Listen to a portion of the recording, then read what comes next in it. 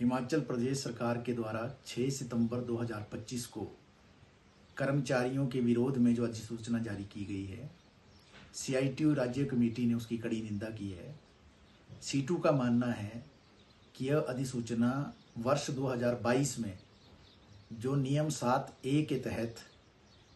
जारी की गई थी और उसके बाद हिमाचल प्रदेश उच्च न्यायालय ने उसका दायरा बढ़ाकर सभी कर्मचारियों को उसके दायरे में लाया था, उसके पूरी तरह से खिलाफ है। इस अधिसूचना के जारी होने से प्रदेश के हजारों कर्मचारी प्रभावित होंगे, उनके आर्थिक हितों को नुकसान होगा। सीटू राज्य कमेटी ने ये मांग की है प्रदेश सरकार से कि 6 सितंबर 2025 को जारी की गई अधिसूचना को तुरंत वापस लिया जाए और जो कर्मचारियों को लगभग 3 वर्ष पूर्व 2022 में आर्थिक लाभ दिए गए थे, उनकी बहाली की जाए।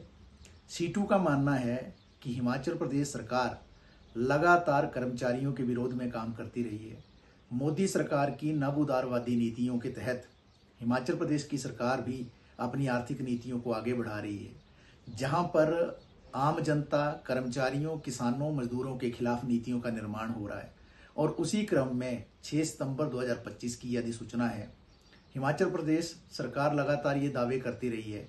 कि उसने ओपीएस बहाल करके कर्मचारियों के भले का काम किया है, लेकिन हम ये कहना चाहते हैं कि हिमाचल प्रदेश के अंदर ओपीएस बहाली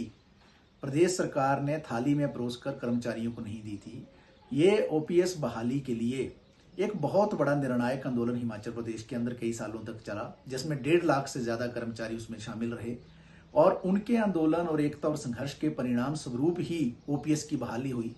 अगर वाकई में प्रदेश सरकार ओपीएस के प्रति चिंतित होती तो निगमों और बोर्डों में कार्य करने वाले जो कर्मचारी हैं, आज तक उनकी ओपीएस बहाल क्यों नहीं की गई। और इस ओपीएस बहाली की आड़ में जो कर्मचारियों को जो उनके आर्थिक लाभ हैं, डीए का सवाल है, महंगाई भत्ते का, दूसरे जो भत्तों का सवाल है, जो उनके पेंडिंग एरियर्स हैं, उन सब को जो है उस पर कैंची चला रही है प्रदेश सरकार। ये अपने आप में दुर्भाग्यपूर्ण स्थिति है। एक तरफ सरकार ये कहती है कि हम भारी आर्थिक संकट में हैं और दूसरी ओर जो उसके चहेते हैं सरकार के, जो उसके नज़दीकी लोग हैं,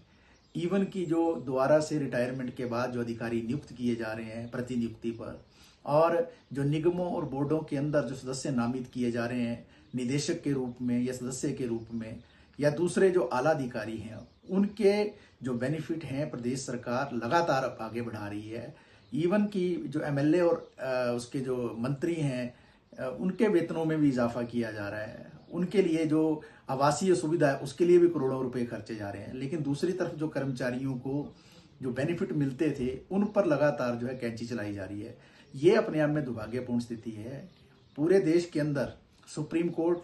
या प्राकृतिक न्याय का सिद्धांत या हिमाचल हाई कोर्ट ने जिस तरीके से टिप्पणियां की हैं कि जो भी आर्थिक लाभ कर्मचारियों को मिलते हैं उनमें कटौती नहीं हो सकती है, और जो भारतीय संविधान का अनुच्छेद 14 है जो समानता का अधिकार देता है, और भारतीय संविधान के अनुच्छेद 21 में जो जीने का अधिकार है, उस पर भी ये हमला है कि इस तरीके के जो बेनिफिट, आर्थिक लाभ जो पहले दिए गए थे उसको एक तरह से वापिस लेना, ये कुठाराघात है कर्मचारियों के ऊपर। जहां कर्मचारियों के वेतन में 10 से 15 हजार रुपए की कटौती हो जाएगी, उनके आर्थिक लाभ जो है उस पर कटौती हो जाएगी।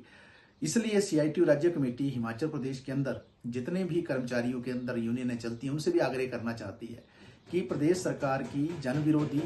कर्मचारी और मजदूर विरोधी और किसान विरोधी नीतियों के खिलाफ लामबंद होने की आवश्यकता है, ताकि आने वाले समय में नव उदारवादी नीतियां जो पूरे देश के अंदर मोदी सरकार लागू कर रही है, जिसको हिमाचल प्रदेश के अंदर कांग्रेस सरकार आगे बढ़ाने की कोशिश कर रही है, उस पर अंकुश लग सके